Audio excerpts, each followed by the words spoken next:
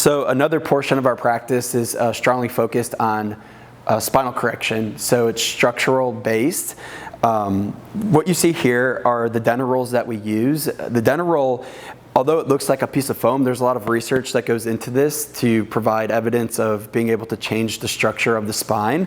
These are the cervical denture rolls. So these are used on the neck. They come in different sizes, and so that allows us to fit people for the size that they need through a correction potential, which is a X-ray sequence that we use on our practice members.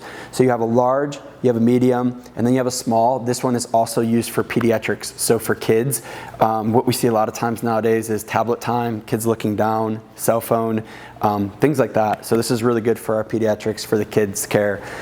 In the middle, you have thoracic. So this is a mid-back device. So if anybody knows someone that is hunched over, this is a kyphosis, and so this would be more hyper.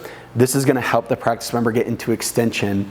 These are not comfortable, so there's two sizes. There's a large one and then there's a wedge.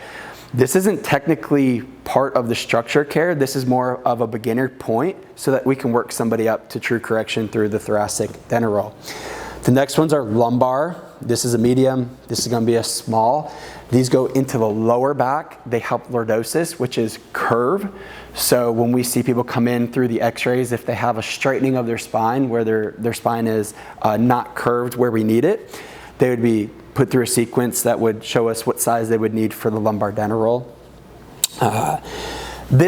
We call this the half moon, but this is really a starter point for the lumbar denture roll.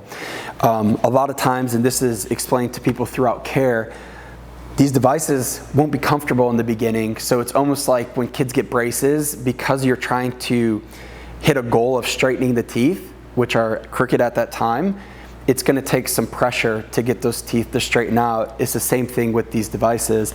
This is a beginner device for the lumbar spine, or just for our older practice members that really can't tolerate this at all. What we're going to do is we're going to put them on this device, which is also going to help stretch and get balance into the spine.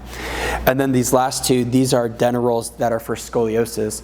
So these are really intense, but also the cases that we get with scoliosis, we're looking to straighten out that spine. This is going to be a lumbar one, so for the low back, it's placed on the hip. And then this one would be for the mid-back, thoracic spine.